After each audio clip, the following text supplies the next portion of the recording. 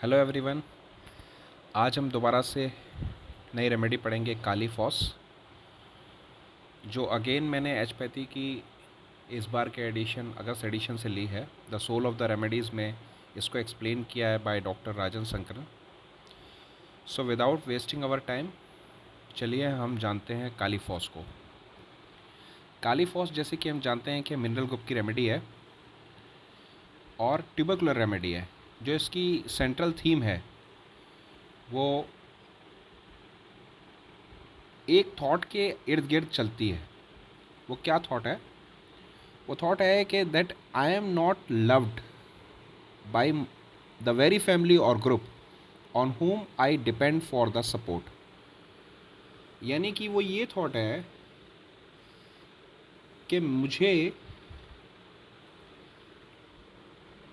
पूरी तरीके से वो प्यार नहीं मिलता जिन पर मैं पूरी तरीके से डिपेंड करती हूँ सपोर्ट के लिए। इस सिचुएशन को हम एक वुमेन के ऊपर देखते हैं। ऐसी वुमेन जो अपने बच्चे के लिए पूरे दिन अकेले लगी रहती है उसकी केयर में, जबकि उसका हस्बैंड वो बाहर नौकरी करता है, पूरे दिन ट्रैवल करता रहता है और जब जिस पे वो डिपेंड करती है, लेकिन जब उसको ज़रूरत है वो होता नहीं है। तो इस सिचुएशन से जो उसके विचार बन रहे हैं, इन विचारों के इर्द गिर्द इस पूरी मेडिसिन का ताना बाना लिखा जाता है। She feels unloved, neglected. She feels that she is not getting support she needs from her family. जो उसको प्यार, जो सपोर्ट, जो केयर अपनी फैमिली से चाहिए, वो फैमिली से उसको नहीं मिलता। और जब ये सिचुएशन लगातार परसिस्ट करती रहती है, धीरे धीरे धीरे धीरे, तो उसके अंदर धीरे धीरे धीरे धीरे एंजाइटीज़ डेवलप होने लगती हैं। घबराहट, डर, ये चीज़ें उसके अंदर धीरे धीरे बढ़ने लगता है। छोटी छोटी चीज़ों से वो घबरा जाती है, एजी हो जाती है। यानी कि छोटा सा साउंड सुन के भी अचानक घबरा जाना, स्टार्टल कर जाना, ये उसकी आदतों में शुमार हो जाता है। ऑल बिकॉज क्योंकि थॉट्स हमेशा घेरे हुए हैं, हमेशा उन्हीं बातों के लिए सोच रही है, अपने घर के लिए, अपने परिवार के बारे में हमेशा सोच रही है, उनके फैमिली के बारे में, उनके हेल्थ के बारे में, उनके फ्यूचर के बारे में हमेशा उसके दिमाग में चल रहा है। और जब ये ख्यालात लगातार लगातार और बढ़ते चले जाते हैं, तो डर, पहले घबराहट, घबराहट के बाद चिंता, चिंता से डर, और डर के बाद वो धीरे धीरे धीरे धीरे इरिटेबिलिटी में आ जाता है। अब इरिटेबल किसके तरफ होगी? जाहिर सी बात है अपने हस्बैंड के या अपने बच्चों के। और ये इरिटेबिलिटी बहुत कम टाइम में ही एंगर में तब्दील हो जाती है। वो क्या एंगर है? क्योंकि उसको वो सपोर्ट नहीं मिला, उसको वो प्यार नहीं मिला, उसको वो केयर नहीं मिली। इसीलिए और आगे चल के ये धीरे धीरे धीरे एक तरीके से उनसे इनडिफरेंट हो जाती है। आपने पूरी जर्नी देखी, पहले एंजाइटी आई, फियर आया, इरिटेबिलिटी आई, एंगर आया, और वो एंगर धीरे धीरे इनडिफरेंस में तब्दील हो गया। अब वो अपने आप चुपचाप मैनेज करती रही थी चीज़ों को, बिना किसी की सपोर्ट के, बिना किसी के हेल्प के, बिना किसी के बारे में सोचे, और उनसे कुछ चाहती भी नहीं, कोई डिमांड नहीं है, बस अपने काम में लगे रहना। और ये जो उसके 24 घंटे दिमाग में थॉट्स चल रहे हैं, एक्टिविटी चल रही है दिमाग की, इसकी वजह से उसको रेस्ट नहीं मिलता। और इस रेस्ट ना मिलने की वजह से इसमें इंसोम्निया डेवलप हो जाती है। जैसे कि हम सब जानते हैं, kali phos the best remedy and the main remedies of insomnia. हम लोग अक्सर करके नींद ना आने पे काली फॉस का प्रिस्क्रिप्शन करते हैं, और अक्सर हमने देखा है कि ये पहली रेमेडी होती है जो दी जाती है इस चीज़ के लिए। लेकिन इसके पीछे कहानी ये है कि ये कैसे डेवलप हुआ, इंसोम्निया उसके अंदर कैसे डेवलप हुआ। शरीर थक चुका है, दिमाग जवाब दे चुका है, शरीर में ताकत नहीं बची है कुछ करने के लिए, लेकिन फिर भी उसे करना पड़ रहा है। जब थॉट्स दिमाग को घेरे रहते हैं, कुछ सोच नहीं पा रही आगे के लिए, नींद उसे आ नहीं रही, रेस्ट उसकी बॉडी को मिल नहीं रहा, तो धीरे धीरे धीरे वो वॉर्न आउट कंडीशन उसके सारे सेंसेस को डल करने लगती है। अब वो दिमाग नहीं चला पाती है। इसीलिए ये एक रूब्रिक में पड़ी है कि work seems to be drive him crazy, owing कारण to the importancy of mind. Importancy of mind, importancy क्यों डेवलप हुई है इसके अंदर? इम्पोर्टेंसी डेवलप हुई है बिकॉज के वो जो लगातार सोचने की वजह से जो काम ना हो पा रहा हो, उसके बाद ये इम्पोर्टेंसी इसके अंदर डेवलप हुई है।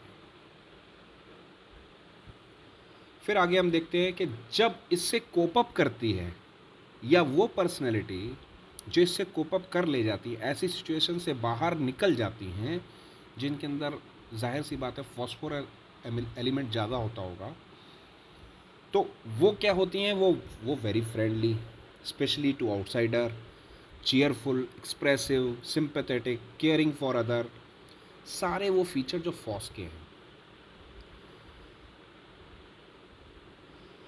वो इंडिपेंडेंट भी होती हैं और साथ ही साथ सपोर्टिव भी होती हैं फैमिली के लिए, कोऑपरेटिव भी होती हैं।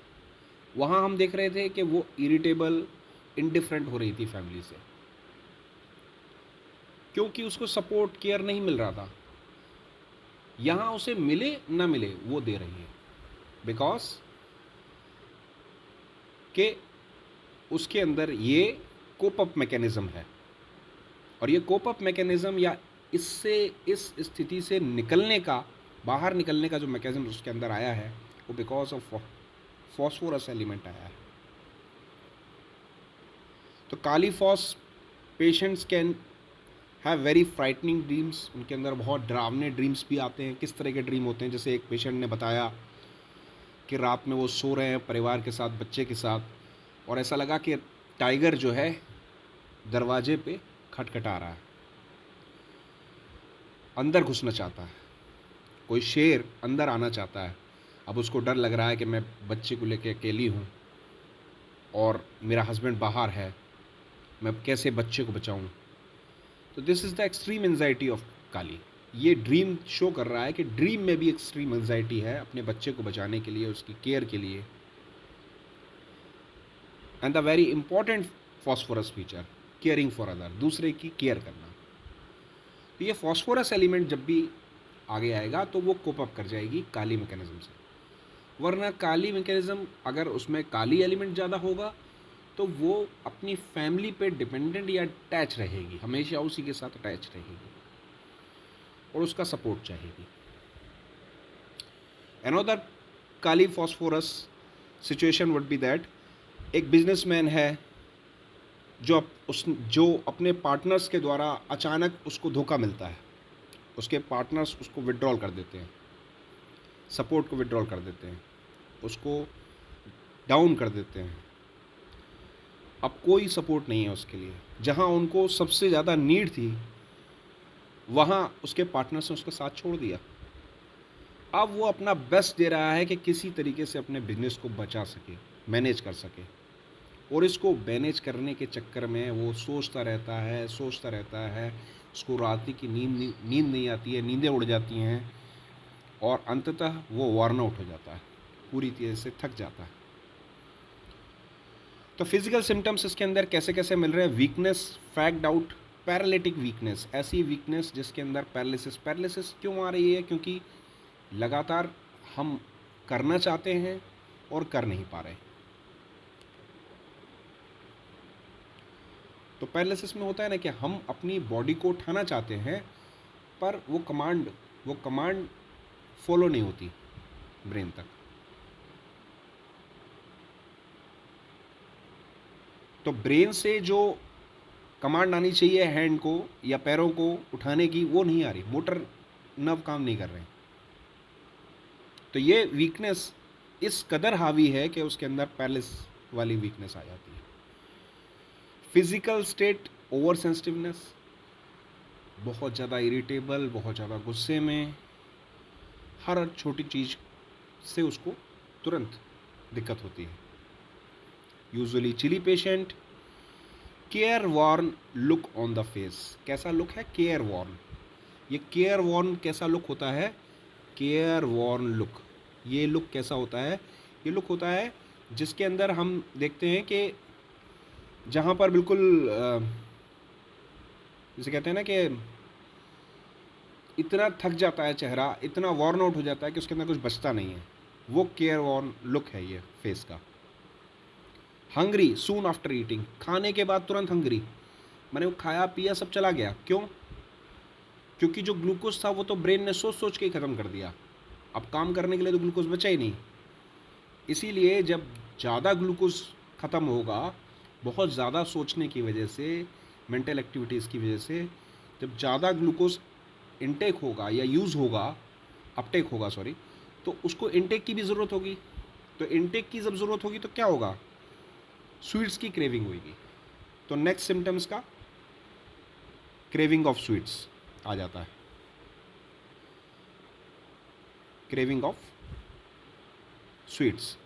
तो हमने देखा ये क्रेविंग ऑफ स्वीट्स इसके अंदर आ गया।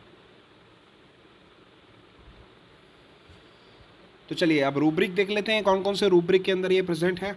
Element from cares worries, sleeplessness, care from daily, startling, touched when, startling, fright from and as from, छोटी सी नॉइस से भी startling, startling noise from when touched, fear alone of being, restless during mental labor, aversion to husband, husband से aversion, clinging, held wants to be, चाहती कोई किसी को पकड़ के रखे, businessman worn out, prostration of mind, anxiety fear with, anxiety health about, anxiety future about, delusion image is frightful, excitement excitable, mental work from, exertion from mental aggravates, fear happen, something will,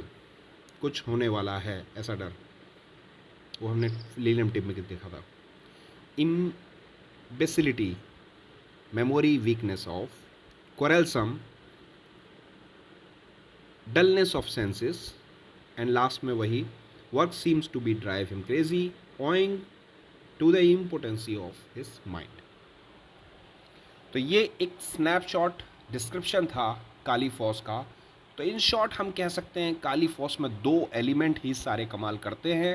पहला element काली का, काली जब ज़्यादा element अपना जिस भी kali phos के अंदर काली का एलिमेंट ज़्यादा होगा, उसके अंदर काली की वजह से anxiety, tensions, fearful, angriness, irritability, ये सारी चीज़ें आएंगी। और कैसे डेवलप हुई आपको पता है, ये मैंने पूरा उसको एक्सप्लेन करके बताया कि कैसे उसके अंदर डेवलप हुआ।